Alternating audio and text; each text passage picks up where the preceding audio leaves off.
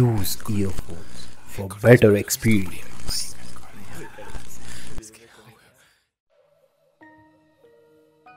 నీకు కలలన్నీ భయంకరంగా మారిపోతే ప్రతి రాత్రి నువ్వు మునిగిపోతే ఊహ కాదు, భ్రమ కాదు, నిజంగా నీ ఊపిరి ఆగిపోతే అను ఇవన్నీ అనుభవించింది. నీ మీద అదే శాపం పడుతుందా? తెలుసుకోవడానికి ఈ కథను చెప్పాల్సిందే.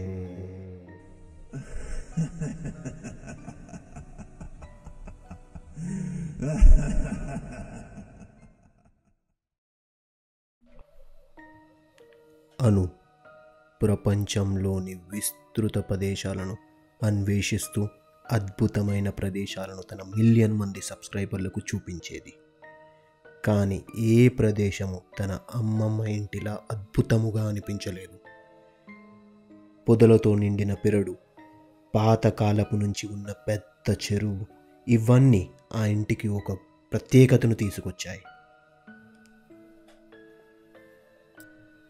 అది కోల్కతా సమీపంలోని టాకీ అనే చిన్న గ్రామంలో ఉంది. డిసెంబర్ 15 అను అక్కడికి వచ్చింది.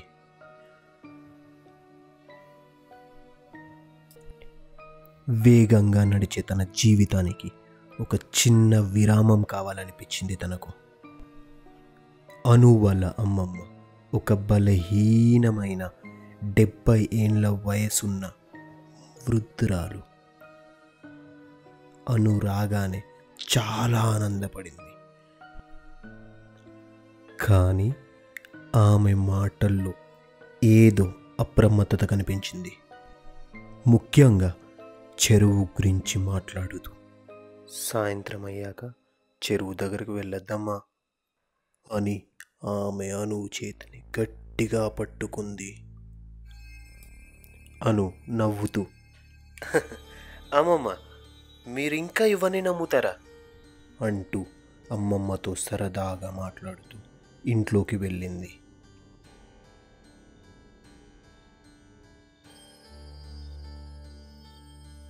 ఆ రాత్రి ఆమె చెరువు పక్కన నిలబడి నీటిపై పడుతున్న చందమామ ప్రతిబింబాన్ని చూస్తూ ఉంది. నది ఒడ్డున చీకటి వెన్నెలలాగా పరుచుకుంది.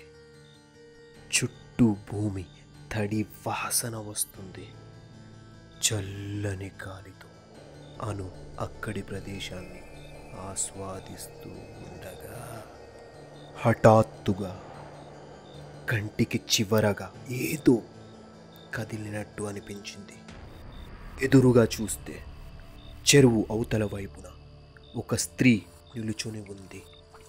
ఆమె తల మీద నుండి నీరు వర్షం మాదిరి పడుతూ, కుట్లేలేని కళ్ళతో, అదురుతున్న పెదాలతో ఏదో మాట్లాడుతున్నట్లు అనిపించింది. అను కాస్త వణికింది. కూర్చున్న చోట్లోంచి లేచి చూసే లోపు ఆ ఆకారం అక్కడ కనిపించలేదు. నా భ్రమై ఉంటుంది అనుకొని అను వెంటనే ఇంట్లోకి వెళ్ళి నిద్రపోయింది. గాఢంగా నిద్రలోకి జారుకోగానే ఆమె చేతులు వణకడం మొదలయ్యింది. కాళ్ళు చల్లగా మారిపోయాయి. వెంటనే గట్టిగా ఊపిరి తీసుకుంటూ అను నిద్ర లేచింది. ఊపిరి తీసుకోవడం చాలా కష్టంగా అనిపించింది తనకు. ఆమె ఊహల్లో తను గాఢంగా మునిగిపోతున్నట్లు అనిపించింది. ఊపిరి తీసుకోవడానికి శ్రమ పడింది.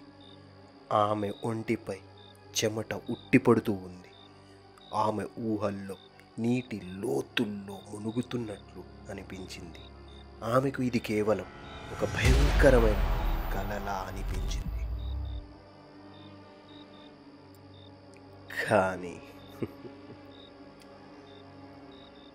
ఇది ఒక్క రాత్రి కాదు, రోజు రాత్రి అదే తలనొప్పి. తను నిద్రపోతున్నప్పుడల్లా ఎవరో తనని నీటి లోతుల్లోకి లాగుతున్నట్లుగా అనిపించేది.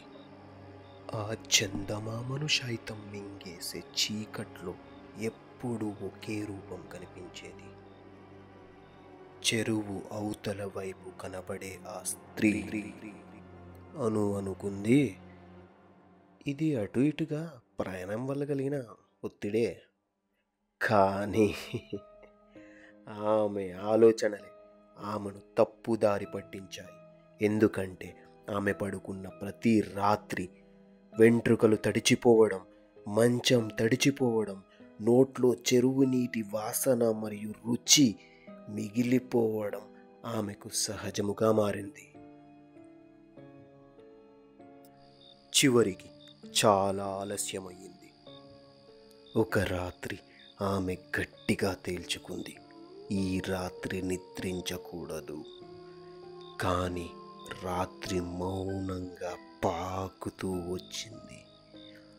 అలసట ఆమెను నిద్రలోకి లాగుతుంది.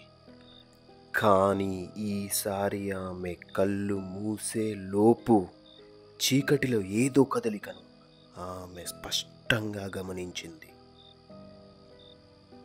అది కల కాదు, అది నిద్ర కాదు, అది ఆత్మ ప్రవేశించే ద్వారంలా ఉంది. ఆమె కాళ్ళు కదులుతున్నాయి. ఆమె తనను తాను ఆపుకోలేక అస్పష్టమైన చూపుతో నడుస్తుంది. గాలి భారంగా మారింది. చుట్టూ మౌనంగా ఉంది. చెరువు ఆమె ఎదురుగా ఉన్నది. దాని ఉపరితలం అసహజంగా నిశ్చలముగా ఉన్నది. ఆమె అక్కడ చూసింది, ఆ ఆత్మ చెరువు అంచునే ఉంది. చేతులు చాపి ఆమెను ఆహ్వానిస్తున్నట్లుగా నీరు ఆమె నోటి పెదాల నుండి పొర్లుతూ భయంకరమైన నవ్వుతో నిలబడి ఉంది. తిరిగిరా, తిరిగిరా, చాలా ఏళ్ళగా ఎదురు చూస్తున్నాను. హఠాత్తుగా అనూకి ఒక జ్ఞాపకం వచ్చింది. చిన్నప్పట్లో ఒక వేసవి సెలవుల్లో అదే చెరువు దగ్గర ఆడుకుంటూ ఉండగా తన కళ్ళద్దాలు నీటిలో పడిపోయాయి. వాటిని తీయడానికి లోపలికి వెళ్ళి, కానీ అప్పుడే ఒక వింత అనుభూతి, ఎవరు వెనుక నుండి తన చేతిని పట్టుకున్నట్టు అనిపించింది. అవి చల్లగా తగలడంతో అను భయంతో వెనక్కి కూడా చూడకుండా బయటకి పరిగెత్తింది.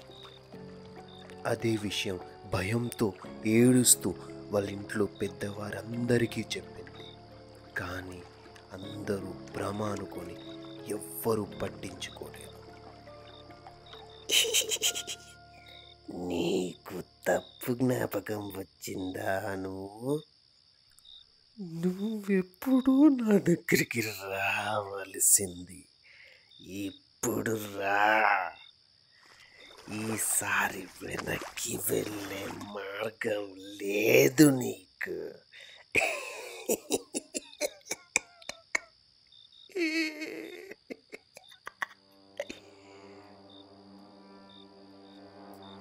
అని ఆ భూతం అనుని పిలుస్తోంది. అను ఒక క్షణం శూన్యంగా నిలిచిపోయింది. ఆ ఆత్మ యాదృచ్ఛికంగా తనను ఎంచుకోలేదని అర్థమైంది. చిన్నప్పుడు తనని భయపెట్టిన అదే ఆత్మ, అదే భూతం ఇప్పుడు తనని మళ్ళీ పిలుస్తుంది అని తనకు అర్థమైపోయింది. తనకు తెలియకుండానే అను నడుస్తూ నడుస్తూ ఆ భూతం భ్రమలో ఇవన్నీ ఆలోచిస్తూ నదిలోకి వెళ్ళి నిల్చుంది. అప్పుడే భ్రమ నుండి బయటికి వచ్చింది. ఓ క్షణం శూన్యంగా నిలిచిపోయింది. ఆ ఆత్మ యాదృచ్ఛికంగా తన్ను ఎంచుకోలేదని అర్థమైంది. తన గుండె చప్పుడు చుట్టూ ఉన్న శబ్దాలని చీల్చుకుంటూ తన చెవులకి చేరుతుంది.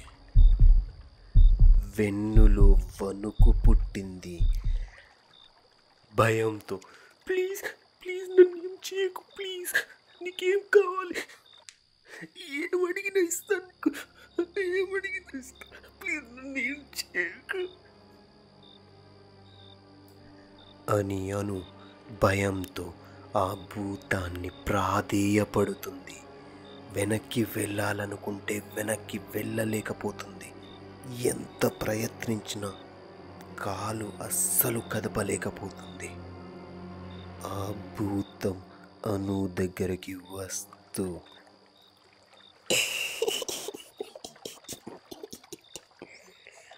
చిన్నప్పుడు తప్పించుకున్నా, కానీ ఇప్పుడు నిన్ను ఎవరు కబడతారు? ఈరోజు నిన్ను వదిలే ప్రసక్తి లేదు అంటూ అనుని అమాంతం పట్టుకొని ఆ చెరువు లోపలికి తీసుకెళ్ళిపోయింది. చివరికి చెరువు ఆమెని పూర్తిగా మింగేసింది. ఆ మరుసటి రోజు వాళ్ళ అమ్మమ్మ చెరువు దగ్గరికి వచ్చి చూస్తే ఆ చెరువులో అను చెప్పులు తేలుతూ కనబడ్డాయి. భయంతో వాళ్ళ అమ్మమ్మ అను పేరు పిలుస్తూ ఇల్లు అంతా వెతికింది, బయట వెతికింది, ఊరంతా వెతికింది. కానీ అను జాడ ఎక్కడా కనబడలేదు. గజ ఈతగాళ్ళని పిలిపించి బావి అంతా వెతికించారు. కానీ ఎక్కడ ఆమె జాడ కానరాలేదు.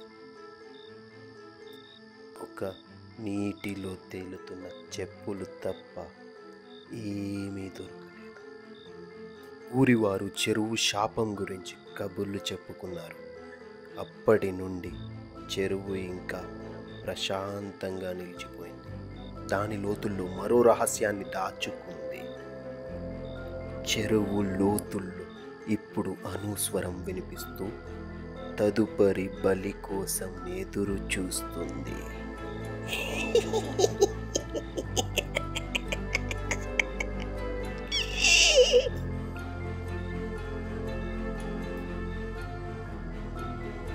ఇలాంటి మరిన్ని భయంకరమైన కథలు వీడియోల రూపంలో చూడాలనుకుంటే ప్లీజ్ సబ్స్క్రైబ్ చేసుకోండి.